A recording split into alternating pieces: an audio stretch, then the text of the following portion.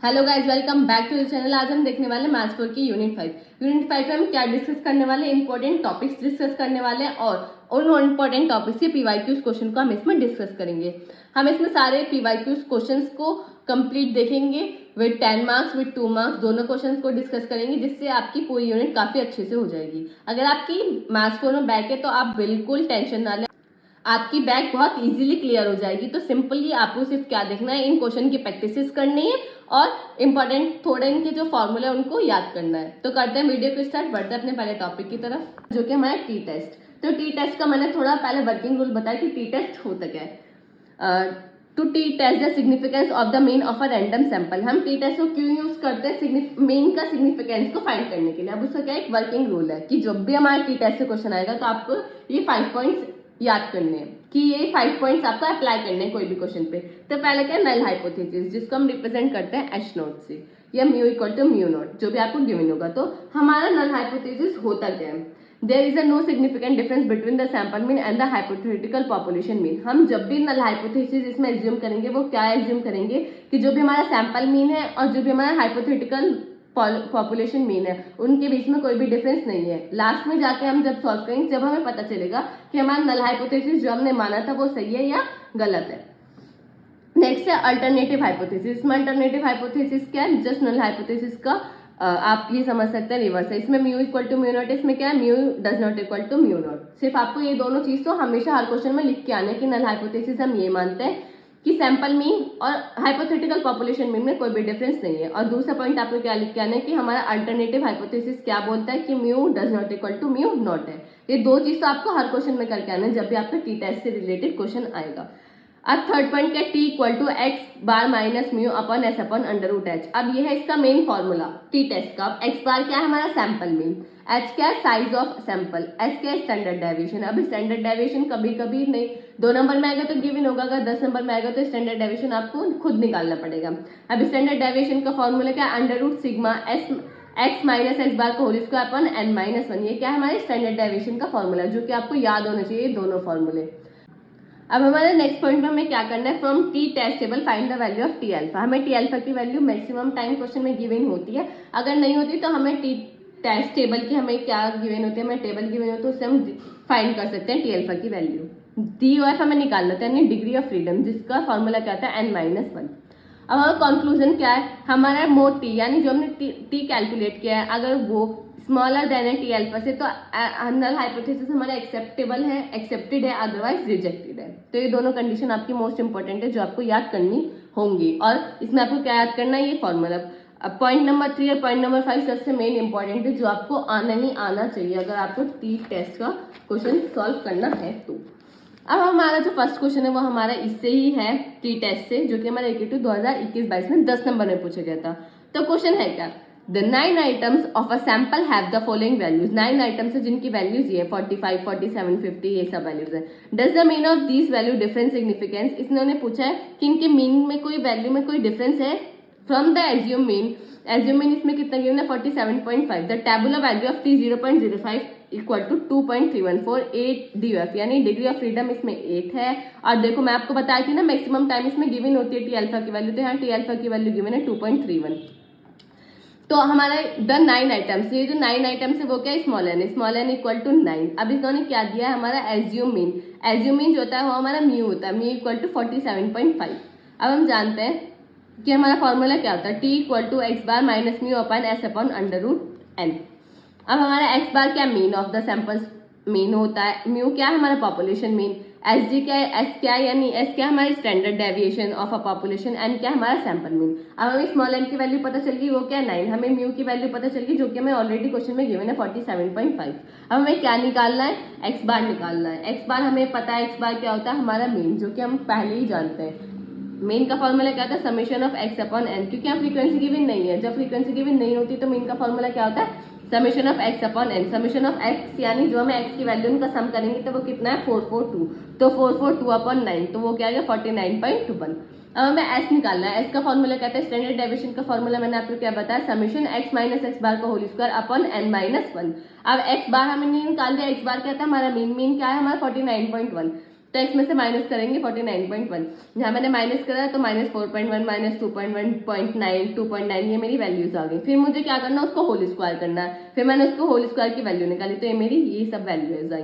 मैंने क्या करा, मुझे क्या स्टैंडर्ड डेविएशन में क्या निकालना, अगर मुझे इसका फॉर्मूला पता होगा तो क्या होगा, summation x minus x bar का होल स्क्वायर।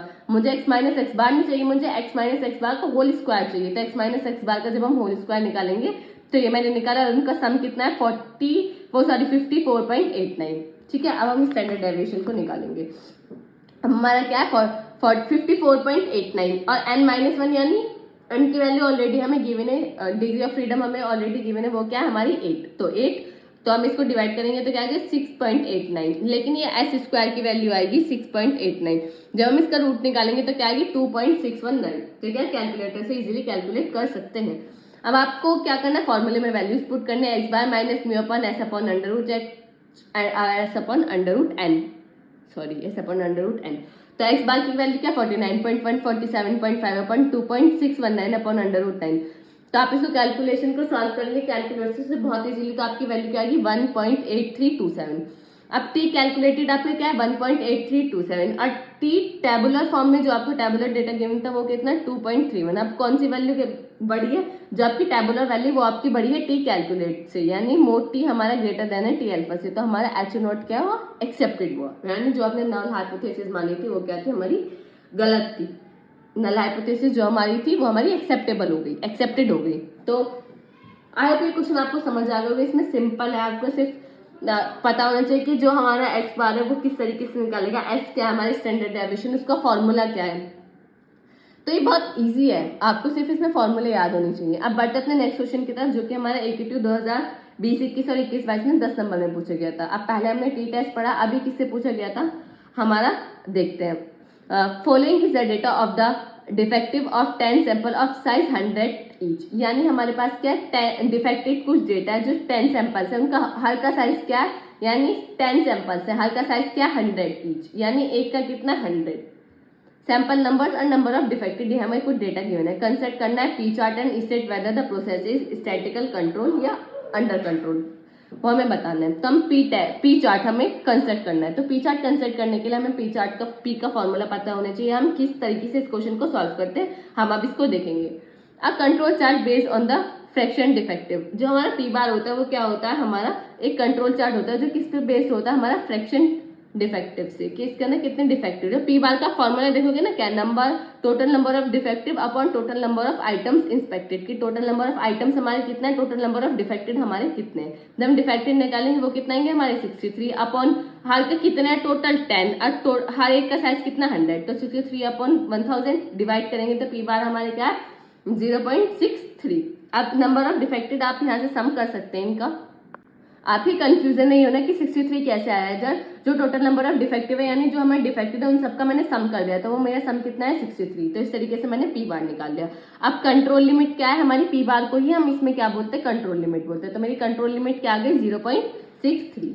सबसे पहले आपको क्या करना है पी बार निकालना है। पी बार का क्या फॉर्मूला है उससे, और पी बार जो हमारा वो होता है हमारा क्या होता है कंट्रोल लिमिट। अब आज जब भी हमारा पी चार्ट का क्वेश्चन आएगा तो आपको तीन चीजें निकालनी, control limit, upper control limit और lower control limit. Control limit आप निकाल चुके हैं, अब हम क्या देखेंगे upper control limit. Upper control limit का फॉर्मूला क्या है p bar plus 3 sigma. P bar हम पहले निकाल चुके हैं 0.63 प्लस 3। अब सिग्मा का फॉर्मूला क्या है under root P bar 1 minus P bar upon N. तो पी बार की वैल्यू 0.63 इंटू 1 माइनस 0.60 अपॉन 100। तो अपर कंट्रोल लिमिट क्या आएगी 0.13588। एक बार आप कैलकुलेशन खुद से करके देखें, शायद ये मिस्टेक भी हो सकती है, तो मिस्टेक हो गई है तो उसके लिए सॉरी, आप एक बार क्रॉस चेक जरूर कर लें।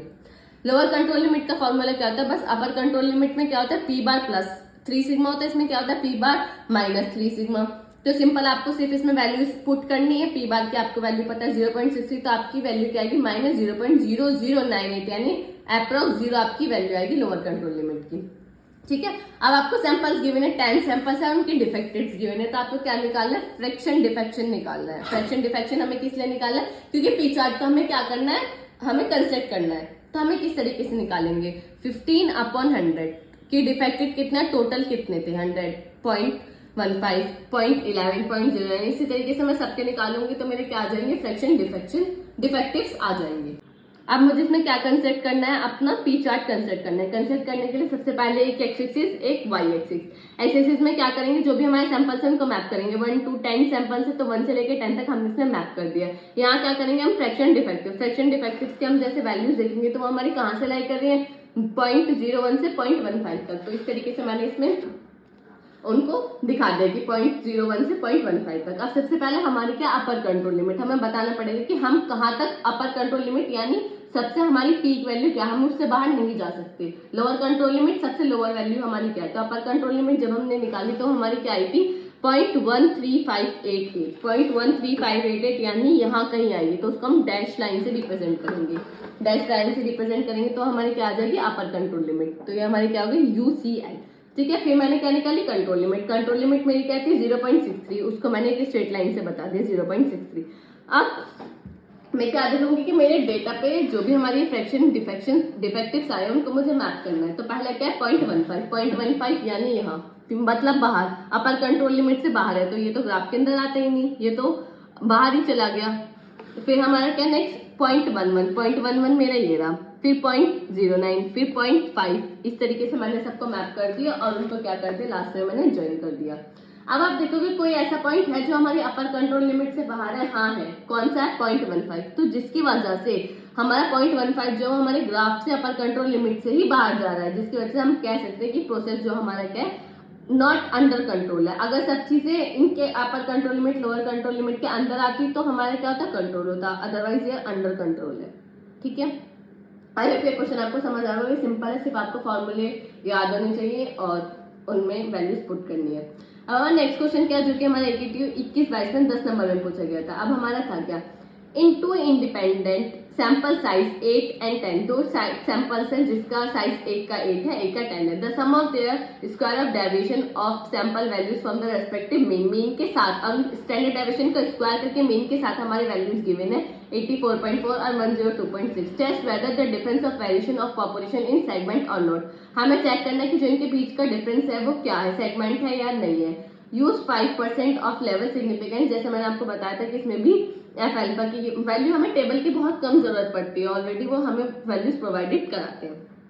हमारा अब गिवन डेटा क्या है, N1 पहला सैंपल का उसका साइज 8 है, उसके स्टैंडर्ड डेविएशन का स्क्वायर विद मीन कितना है 84.4। ऐसी N2 यानी सैंपल 2 उसका साइज कितना है 10, सैंपल 2 के स्क्वायर मीन वही डेविएशन का स्क्वायर करके उसका सम करके वो कितना गिवन है 102.6। अब क्रिटिकल वैल्यू के गिवन है एट 0.05 यानी 7 और 9 पे हमें जो वैल्यू क्या आएगी हमारी 3.29। अब हमें इसमें नल हाइपोथेसिस एज्यूम करना होता है। नल हाइपोथेसिस इसमें क्या होता है कि सिग्मा 1 स्क्वायर किसके इक्वल है, सिग्मा 2 स्क्वायर के। ठीक है, और अल्टरनेटिव हाइपोथेसिस मैंने आपको बताया नल हाइपोथेसिस का जस्ट रिवर्स होता है, इसमें इक्वल होते हैं तो इसमें क्या होता है अनइक्वल होते हैं। अब इस क्वेश्चन को करते हैं हम सॉल्व, किस तरीके से हमें इसमें सॉल्व करना है। तो एफ टेस्ट को लगाने के लिए आपको एफ टेस्ट के फॉर्मूले पहले से ही आपको पता होने चाहिए कि हमारे एफ टेस्ट के फॉर्मूले हैं क्या। तो हमारा क्या होता है S1 स्क्वायर का फॉर्मूला क्या होता है, summation of x minus x bar का होल स्क्वायर अपन N1 माइनस 1। तो उन्होंने क्या हमें क्या दिया, स्टैंडर्ड डेविएशन का स्क्वायर विद इट्स मीन यानी x माइनस एक्स बार का होल स्क्वायर हमें ऑलरेडी गिवन है, वो क्या है 84.4 अपॉन N1 माइनस 1 यानी हमें वो टोटल सैंपल्स कितने गिवन है, हमें जो हमारा ये क्या है N1 में कितना है 8 तो उसका साइज कितना 8 तो N1 कितना होगा हमारा 8 माइनस 1। तो हम इसको सॉल्व करेंगे तो S1 स्क्वायर हमारा क्या आ जाएगा 12.0571। ठीक है, 12.0571 हमारा S1 स्क्वायर आ गया। अब S2 स्क्वायर निकालेंगे तो y ये 4 नहीं है, y माइनस वाई बार का होल स्क्वायर हमें ऑलरेडी गिवन है 102.6 अपॉन 10 माइनस 1 तो क्या है 11.4। अब हम इसमें से देखेंगे कि S1 स्क्वायर और S2 स्क्वायर में से हमारी कौन सी वैल्यू ग्रेटर देन है। तो हमारी कौन सी वैल्यू ग्रेटर देन है S1 स्क्वायर की। तो एफ टेस्ट में हमारे ऊपर क्या आएगा S1 स्क्वायर। अगर S2 स्क्वायर की वैल्यू गिवन होती तो S2 स्क्वायर की वैल्यू हमारी ग्रेटर देन होती S1 स्क्वायर से, तो हमारा फॉर्मूला चेंज होकर क्या हो जाता, हमारा क्या हो जाता S2 square upon S1 square. जो भी वैल्यू ग्रेटर देन होती है वो हमारी क्या होती है न्यूमिनेटर में आती है, छोटी वैल्यू डिनोमिनेटर में। अब हम इनको डिवाइड करेंगे तो हमारी वैल्यू होगी 1.0576। ठीक है, तो हमारा अब हमें पहले गिवन था कि N1 हमारे कितना है 8 माइनस 1 7 10 माइनस 1 9। अब हमें इनकी वैल्यू पहले गिवन है कितनी है 3.29। अब हम देखेंगे कि हमारी कौन सी वैल्यू बढ़ी है। तो जो हमारी टेबुलर वैल्यू है वो हमारी बढ़ी है किससे टेबुलर वैल्यू किससे बड़ी, कैलकुलेटेड से, तो जिसकी वजह से हम बोल सकते हैं कि एफ स्टैटिक हमारा लेस देन है, तो critical value we fail the rejection the null hypothesis, तो हम क्या हो गए, उसके रिजेक्शन में फेल हो गए नल हाइपोथेसिस के। ठीक है, आई होप ये क्वेश्चन आपको समझ आ गया होगा। अगर इसके आपके फॉर्मूले वगैरह आपकी इसमें थोड़ी प्रॉब्लम हो रही है तो आप चेकआउट कर सकते हैं हमारी यूनिट 5 की, हमारी ऑलरेडी वन शॉट अपलोडेड है, उसमें आप जाके एक बार पूरे फॉर्मूले पूरा कॉन्सेप्ट आपको उसमें रिवाइज करके उसके बाद ही आप वीडियो देखें तो आपको ज्यादा अच्छे से समझ आएगी। अब बढ़ते अपने नेक्स्ट क्वेश्चन की तरफ, जो कि हमारे 21-22 में 2 नंबर में पूछा गया था कि SQT होता क्या है। SQT stand for statistical quality control. SQT की फुल फॉर्म क्या है, statistical quality control is a method used to ensure that the product and services meet a certain quality standard by using the statistical techniques।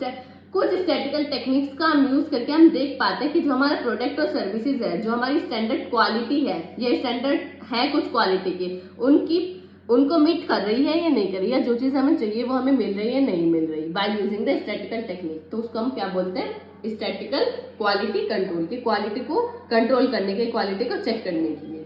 ठीक है, अब next question क्या है हमारे 22-23 में आया था, डिफाइन नल हाइपोथेसिस। अब नल हाइपोथेसिस क्या, जो कि हम पढ़ते ही आ रहे हैं, नल हाइपोथेसिस है क्या, null hypothesis is define that assumption there is no difference in the situation और एक्सपेरिमेंट। हम इसमें क्या मानते हैं कि जो भी हमारी सिचुएशन है या जो भी हमारी एक्सपेरिमेंट है उसमें कोई भी डिफरेंस नहीं है, हम ऐसा मान के चलते हैं किसमें, नल हाइपोथेसिस में। Test it under the assumption is true respective in H0। हम क्या मानते हैं कि हम टेस्ट करते हैं H0 को ट्रू मानकर कि जो भी हम नल हाइपोथेसिस मान रहे हैं हम उसको सच मान रहे हैं। लास्ट में जाके देखेंगे कि जो हमारी नल हाइपोथेसिस है वो हमारी रिजेक्ट हुई या एक्सेप्ट हुई। ठीक है, अब बढ़ते हैं अपने नेक्स्ट क्वेश्चन की तरफ, जो कि हमारा 2009, 2018, 2021 में 10 नंबर में पूछा गया था। ये हमारा क्या था, ये हमारा काई स्क्वायर टेस्ट है, ये सबसे मोस्ट इंपॉर्टेंट टॉपिक है यूनिट 5 का, आपको ये तो करना ही करना है। अब नल इसका ना काई स्क्वायर टेस्ट का बहुत ईजी है, आप एक बार करोगे ना तो इसमें 3-4 स्टेप्स ही हैं। तो करते हैं इसके सॉल्यूशन की, बढ़ते हैं इसके सॉल्यूशन की तरफ। तो हमारे ये गिवन डेटा है जिसमें हमें क्या गिवन है कि हमें बताना है, इसमें क्या बताना है कि test the effective of inclusion against cholera, की कोलर के अगेंस्ट जो हमारी वैक्सीन है वो हमें प्रोटेक्ट करती है या नहीं करती। ठीक है, वो हमें इसमें बताना है। तो नल हाइपोथेसिस, हम सबसे पहला पॉइंट नल हाइपोथेसिस, इसमें नल हाइपोथेसिस क्या है, तो हम क्या मान रहे हैं कि जो हमारी वैक्सीन है, कोरोना के अगेंस्ट जो भी हमारी वैक्सीन लगती है वो हमें प्रिवेंट नहीं करती, हम ऐसे नल हाइपोथेसिस में मान रहे हैं। अब लास्ट में जाके देखेंगे कि वो प्रिवेंट करती है या नहीं करती। पहला पॉइंट याद रखिए, पहला हमारा पॉइंट क्या है इसमें, पहले स्टेप क्या है, नल हाइपोथेसिस। ठीक है, नेक्स्ट है कॉन्टिजेंसी टेबल, हमें कॉन्टिजेंसी टेबल इसमें बनानी होती है। तो कॉन्टिजेंसी टेबल हम किस तरीके से बनाएंगे, इनक्लोजन एंड नॉन इनऑकुलेटेड और नॉन इनऑकुलेटेड, हमें डेटा गिवन है। अब सबसे पहले हमें इनऑकुलेटेड का निकालना है। इनऑकुलेटेड में हमें पहला क्या है 30। अब 30 के हम किस तरीके से निकालेंगे कॉन्टिजेंसी टेबल में, इसका सम, रो का सम, कॉलम का सम। 30 का रो का सम कितना है 190, इंटू कॉलम का सम कितना है 170, अपॉन टोटल कितना है 790। इस तरीके से हम सबका निकालेंगे तो क्या आएगा 40.89। अब नेक्स्ट क्या, नॉन अटैक्ड में क्या था 160 के अराउंड देखेंगे कि रो का सम कितना है 190, कॉलम का सम कितना है 620, अपॉन टोटल कितना है 790। तो हम इसका आंसर क्या है 149.11। ठीक है, नेक्स्ट हमारा क्या है, इसी तरीके से नॉन ऑकुलेटेड का निकालेंगे कि रो का सम इंटू कॉलम का सम अपॉन टोटल, रो का सम इंटू कॉलम का सम अपॉन टोटल। ठीक है, अब इस तरीके से निकालेंगे, फिर इनका हम क्या कर लेंगे, सम कर लेंगे कि इन दोनों का सम 600 आ रहा है और उन दोनों का सम कितना आ रहा है हमारा 190 आ रहा है। ठीक है, अब उन सम को जब हम कैलकुलेट करेंगे तो 190 प्लस 600 तो क्या आएगा 790 आएगा। और जब हम रो का मतलब जो हमारा ये डेटा है इसको, ये हमारा 40.89 और 129.11 को जब हम ऐड करेंगे तो हमारा क्या आएगा 170, और इन दोनों को ऐड करेंगे तो वो आएगा हमारे 620। पहला स्टेप क्या है, नल हाइपोथेसिस। दूसरा कॉन्टिजेंसी टेबल। कॉन्टिजेंसी टेबल में हम किस तरीके से निकालेंगे, रो का सम मल्टीप्लाई बाय कॉलम का सम अपॉन टोटल। ठीक है, अब काई स्क्वायर टेस्ट का फॉर्मूला है क्या, अब हम ये पढ़ेंगे। OI observe value, EI expected value. ठीक है, ये एक्सपेरिमेंट आप मान सकते हैं। OI की वैल्यू हमें गिवन है 30, 160, 140, 460। ठीक है, अब हमारा क्या क्या आई है, इनकी वैल्यूज हमारी क्या क्या आई है कि हमारे जब हमने 30 पे देखा तो हमारी वैल्यू क्या आई, हमारी 30 पे 40.89, तो हमने क्या आई 40.89। इसी तरीके से 160 पे कितने हैं हमारी वैल्यू 149.11, इन पे कितने 129.11, देन 470.89। ये मैंने EI लिख ली। अब हमारा जो फॉर्मूला होता है हमारा क्या होता है, समीशन ऑफ OI माइनस EI का होल स्क्वायर अपॉन EI। ठीक है, ऑब्जर्व वैल्यू एक्सपेक्टेड या एक्सपेरिमेंटल वैल्यू में से माइनस करेंगे, उसको स्क्वायर करेंगे, डिवाइड करेंगे EI से। तो ये मैंने कैलकुलेशन पहले करके रख ली है।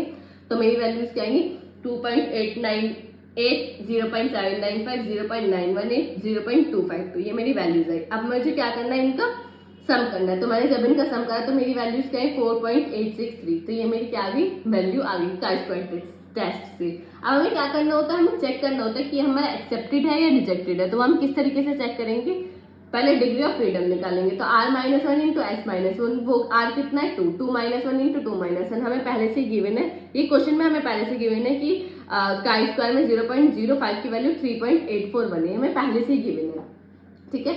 अब जब हम देखेंगे तो हमारी क्या ये जो हमारी कैलकुलेटेड वैल्यू वो हमारी ज्यादा आ रही टेबुलर वैल्यू से। तो हमारा क्या हो गया, H0 एक्सेप्ट रिजेक्टेड हो गया। क्या मतलब, जो हमने माना वो हमने गलत माना, यानी जो हमारी कॉलर की वैक्सीन है वो हमें प्रिवेंट करती है, ठीक है। तो ये हमारे रिजेक्ट हो गया। Hence we defend the statement that inoculation prevent attack from cholera, कि जो हमारी वैक्सीन है वो हमें प्रिवेंट करते हैं कॉलर से। अगर हमारी, आप याद रखें, बस सिंपल बात याद रखें, अगर हमारी कैलकुलेटेड वैल्यू बड़ी आ रही है टेबुलर वैल्यू से तो रिजेक्टेड, अगर जस्ट इसका रिवर्स है तो एक्सेप्टेड, ठीक है। आगे पे क्वेश्चन आपको क्लियर होगा। इसी से ही रिलेटेड सेम क्वेश्चन हमारा 2020-21 में आया था। तो उसमें भी हमारा क्या था कि from the following table regarding the colour of eyes of father and son test if the colour of son eyes is associated that the colour of father, की जो हमारी कलर ऑफ सन की जो उनका बेटा है क्या उनकी आईज के फादर से मैच करती है या नहीं, ठीक है। मतलब उनसे रिलेट करके हमें बताना था। तो हमें वही कोई ये हमें डेटा गिवन था। सबसे पहले नल हाइपोथेसिस माना H0 the colour of son eyes not associated with that of colour that are independent. क्या हमने माना जो बच्चे की आईज का कलर है वो पापा की आईज की कलर से कोई भी मैच नहीं करता, वो बिल्कुल डिफरेंट है, वो क्या है, इंडिपेंडेंट कलर है। तो सबसे पहले हमने ये माना। देन क्या मैंने आपको बताया, कॉन्टिजेंसी टेबल। कॉन्टिजेंसी टेबल हम किस तरीके से करते हैं, रो का सम इंटू कॉलम का सम अपॉन टोटल। तो रो का सम करेंगे 471 प्लस 51 कितना आएगा 522, 148 प्लस 230 कितना आएगा 378। ये तो हमने रो वाइज सम कर लिया। अब हम करेंगे कॉलम वाइज जब हम सम करेंगे तो 471 प्लस 148 वो कितना आएगा 619। अब हम 51 प्लस 230 करेंगे तो वो कितना आएगा 281। और जब हम इन दोनों का सम करेंगे तो 900 आएगा, और 619 प्लस 281 करेंगे तो वो भी हमारा क्या आएगा 900 आएगा। अब आप एक चीज देख सकते हैं, जब भी हम रो का सम और कॉलम का सम करेंगे तो वो हमेशा सेम आता है। तो इससे भी आप देख सकते हैं कि आप सही क्वेश्चन कर रहे हैं। नेक्स्ट आपको क्या करना होता है, कॉन्टिजेंसी टेबल। कॉन्टिजेंसी टेबल क्या होता है, रो का सम इंटू कॉलम का सम अपॉन 900। तो इसी तरीके से मैंने इसको सॉल्व किया है कि रो का सम 522, कॉलम का सम 471 की बात कर रहे हैं ना 471, तो इसमें रो का सम कितना है 522 इंटू कॉलम का सम कितना है, 619 अपॉन टोटल कितना 900, वो कितना है 359.02। इसी तरीके से नॉन लाइट वाला निकाला, इसका रो का सम कितना है 522, कॉलम का सम कितना है 281 अपॉन 900। इस तरीके से मैंने इन चारों का निकाला और इनका टोटल कर दिया। तो इनका टोटल हम किस तरीके से करेंगे, रो को रो में प्लस करेंगे 359.02 प्लस 162.98, तो वो कितना है 522, 259.98, 118.02, तो 378। ये रो वाइज करा, फिर कॉलम वाइज करेंगे। कॉलम वाइज इस तरीके से करेंगे कि 359.02 प्लस 259.98 तो 619 आएगा। फिर इन दोनों का सम करेंगे तो 619। फिर आप इन दोनों का सम करें, इन दोनों का सम करें तो वो क्या आएगा, हमारे हमेशा सेम आएगा। तो आपको इससे पता चल जाएगा कि जब आप कॉन्टिजेंसी टेबल बनाएंगे तो आपका रो से सम और कॉलम से सम सेम आएगा। तो अगर आपका सेम आ रहा है तो आप क्या कर रहे हैं, क्वेश्चन को करेक्ट कर रहे हैं, ठीक है। अब हमारा chi-square टेस्ट सिंपल करना है। ऑब्जर्व वैल्यू, EI वैल्यू जो भी हमारी आई 471, 51, 140, 230, अब इन पर जो भी हमारी वैल्यूज है वो मैंने लिख ली। फिर OI माइनस ये, यानी 471 में से माइनस कर 359.02, तो वो मेरा इतना है, सबको माइनस कर दिया। फिर उनका होल स्क्वायर किया, फिर होल स्क्वायर करके क्या करते हैं, डिवाइड करते हैं, क्योंकि हमारा chi-square टेस्ट का जो फॉर्मूला है वो क्या था, समेशन ऑफ OI माइनस EI का होल स्क्वायर अपॉन EI। तो वो मैं करूंगी तो वो मेरा कितना आएगा 266.32, क्योंकि हाँ मैंने पूरा OI माइनस EI का whole square divide by EI पूरा निकाला है। तो सिंपल बस मुझे इसका सम जो आया वही मेरा आंसर था। अब degree of freedom already question में गिवन थी, तो कितनी थी डिग्री ऑफ फ्रीडम की वैल्यू, जो भी क्वेश्चन में इसमें गिवन थी तो एट 0.05 सेम ही थी वो 3.841। तो जो हमारी वैल्यू है हमारी क्या आई है, जो हमारी कैलकुलेटेड वैल्यू है वो बड़ी आई है ऑब्जर्व वैल्यू से। इसकी जो वैल्यू है वो हमें गिवन थी, जो हमें सेम 3.841 जो हमें पहले क्वेश्चन में गिवन थी वही सेम वैल्यू। तो हमारे क्या हुई, हमारे ये H0 क्या हो गया, हमारा रिजेक्टेड हो गया। क्यों रिजेक्टेड हो गया, क्योंकि हमारा क्या हुआ, हमारी जो ऑब्जर्व वैल्यू है वो हमारी ज्यादा ही कैलकुलेटेड टेबुलर वैल्यू से, जो हमने कैलकुलेट की वो वैल्यू हमारी ज्यादा ही as compare to the tabular value, तो जिसकी वजह से ये रिजेक्टेड हो गया। इसका मतलब क्या है, जो हमारी जो हमारे सन की आइज का कलर है वो किससे एसोसिएटेड है, उसके फादर की आइज से एसोसिएटेड है। तो यहाँ हमने सारे क्वेश्चन को डिस्कस कर लिया यूनिट 5 की। अगर आपको कोई भी डाउट है कमेंट सेक्शन में पूछ सकते हैं। अगर ये वीडियो आपको अच्छी लगी हो तो लाइक कमेंट शेयर करना ना भूलें। मिलते हैं किसी अगली वीडियो में। Thank you for watching this video.